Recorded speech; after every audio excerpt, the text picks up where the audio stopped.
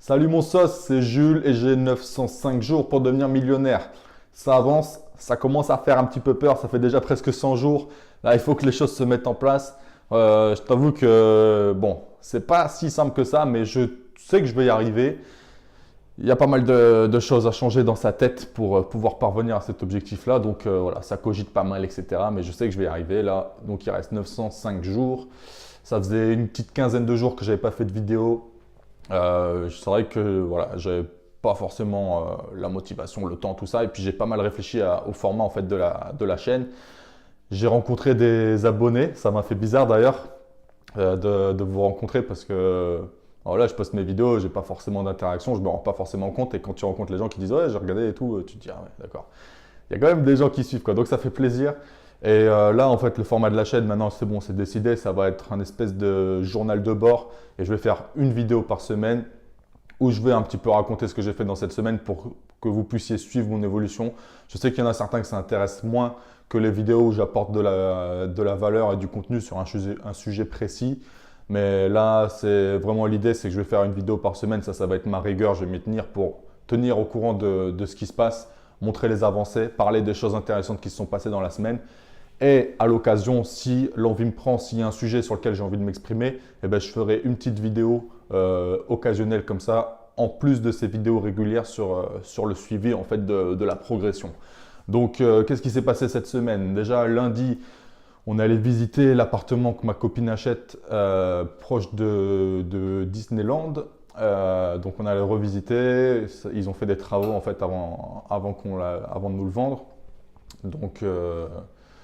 Donc on allait checker en fait les travaux, on a fait nous-mêmes le point sur les travaux que nous on veut faire, l'aménagement, les meubles, etc. Donc voilà, c'était assez intéressant. Je me rends compte que c'est vraiment une bonne affaire. Je me suis rendu compte, en plus on n'avait pas visité la place de parking, que c'est une place de parking boxable. Il y a déjà 3 murs, donc il n'y a plus qu'à rajouter une porte. Et ça c'est plutôt cool parce que je pense qu'il y en a pour maximum 1000 euros. Et après au niveau de la valeur, je ne connais pas trop sur ce secteur-là les prix, mais je sais que par exemple dans la ville où je suis, une place de parking, c'est 12 000 euros et un box, c'est 20-25 000 euros.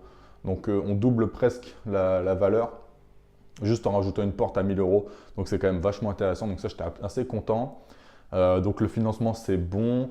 La signature, c'est le 31. Et concernant l'appartement que moi, j'achète, c'est la même chose. J'ai le financement, c'est confirmé. Et je signe également le 31. Donc, on signe tous les deux l'achat d'un appartement chacun le même jour. Alors pas dans la même office notariale, etc. Mais voilà, c'est quand même assez sympa et assez particulier pour le noter. On achète tous les deux un appartement le même jour, le 31. J'ai déjà l'entrepreneur qui est OK. On va commencer les travaux du mien le 5. Donc ça va être complètement délégué. Et concernant l'appartement que ma copine achète, c'est nous qui allons faire les travaux parce qu'il n'y en a pas beaucoup. Et on n'a pas pu négocier un gros budget de travaux avec la banque. Donc on va faire les choses nous-mêmes. Mais bon voilà, c'est des petits trucs, donc ça va être tranquille. Et voilà, sinon concernant ma société, elle est créée. Donc j'ai commencé un petit peu à discuter de ça avec des gens. Je me rends compte que trouver des clients, c'est pas si facile que ça. Je me rends compte que définir son produit vraiment précisément, c'est pas si facile que ça parce que les gens ont tous des attentes un petit peu différentes et puis il faut aussi voir ce que toi tu te sens capable de faire, ce que toi tu as envie de faire. Donc voilà, c'est un petit peu la phase de découverte, etc. Mais la société, ça y est, elle est créée. Donc bah là, bien sûr, il me reste encore pas mal de trucs administratifs à faire pour pouvoir vraiment travailler. Il faut que je fasse ma demande de carte professionnelle. Pour ça, il faut que je souscrive à une assurance pro. Et il faut que je fasse la dépose du dossier. Donc ça peut prendre un petit temps. Mais voilà, la société, elle est officiellement créée. Sinon, qu'est-ce que j'ai fait? Je crois que mardi soir, je suis allé à la soirée pot de départ d'un ami à moi, Sébastien, si tu regardes, tu te reconnaîtras, qui est entrepreneur et investisseur immobilier. Et qui, c'est vraiment un modèle hein, pour moi parce qu'en l'espace d'un an, il était chauffeur de bus. En l'espace d'un an, il a fait suffisamment d'investissement et de création de business pour générer un revenu complètement passif et automatisé. Et il a été très fort dans la délégation. Et là, ça lui a permis de partir, alors pas définitivement, mais là, il part pour un mois ou deux vivre en Thaïlande. Et voilà, il sait qu'il a ses revenus qui tombent, il est tranquille et puis tout est délégué. Et voilà, je suis allé à son pot de départ, c'était assez sympa. J'ai encore fait de belles rencontres. Voilà ce que j'ai fait. J'ai aussi créé un nouveau business avec mon frère. Ça, c'est quelque chose qui m'a pris pas mal de temps cette semaine. J'allais oublier. J'ai pensé à l'instant, c'est qu'en fait, voilà, on a une idée de business, franchement une idée folle.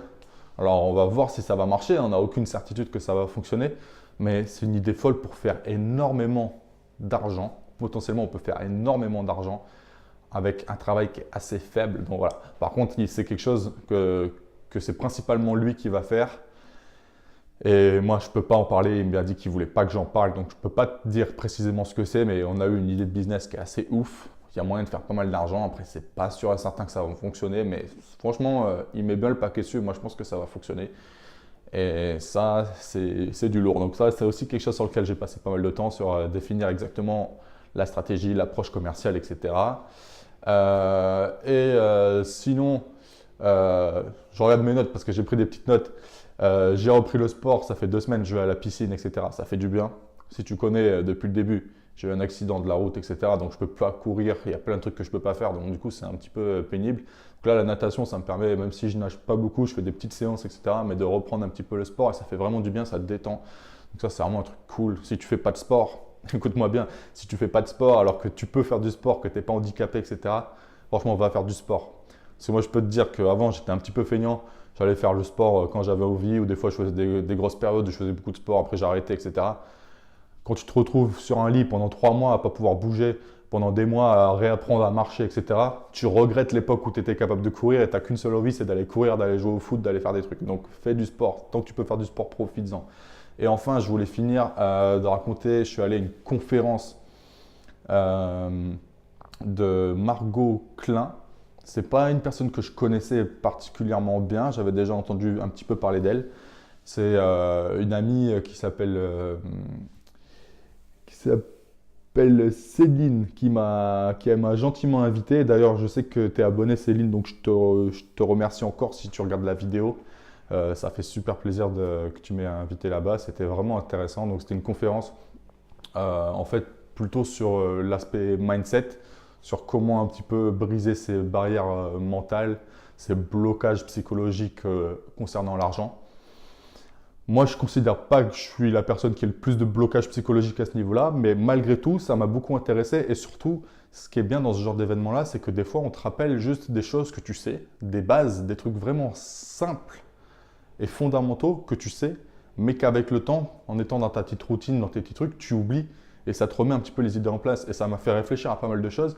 Et même là, on est dimanche, je vais essayer de prendre un petit moment tout seul pour réfléchir à ça parce que ça te remet des petites pistes de réflexion, des petits trucs que tu n'avais plus forcément en tête, et ça te permet peut-être de réajuster un petit peu ton travail, etc. et tes objectifs. En tout cas, c'était vraiment très intéressant.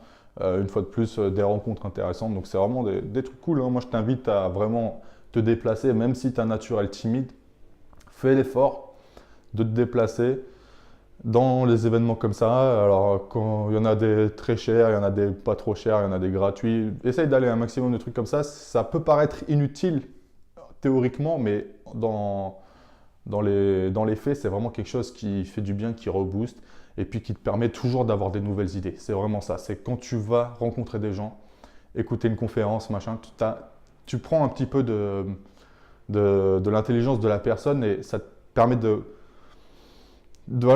penser différemment. Tu te dis, ah oui, cette approche-là, je ne la connaissais pas. Et si tu penses différemment, tu as des nouvelles idées que tu peux implémenter dans tes propres business. Et ça, c'est vraiment super intéressant. Donc voilà, c'est tout pour moi. Je revérifie. Je pense que j'ai un petit peu tout dit. Concernant les crypto-monnaies, je fais des petits investissements sur des petits trucs à fort potentiel. Mais pour l'instant, il n'y a pas de gros nouveaux. Là, ça fait depuis un mois que, en gros, le solde de mon portefeuille, il reste à peu près le même. Ça oscille à quelques milliers d'euros près. Donc, j'ai rien de ouf à annoncer à ce niveau-là. Les grosses nouvelles, c'était 2 appartements en signature la semaine prochaine. Et la société est créée. Voilà, je te dis à la semaine prochaine pour un nouveau petit point sur l'actualité et sur l'avancement de ce projet d'être millionnaire en 1000 jours. Là, je t'avoue que j'ai un petit coup de pression. Je me rends compte que ça avance peut-être pas suffisamment vite, mais moi, j'y crois toujours, il n'y a pas de problème. Donc, vas-y. À bientôt et puis je ferai peut-être une petite vidéo dès que l'envie me prend, il n'y a pas de souci. Allez, ciao!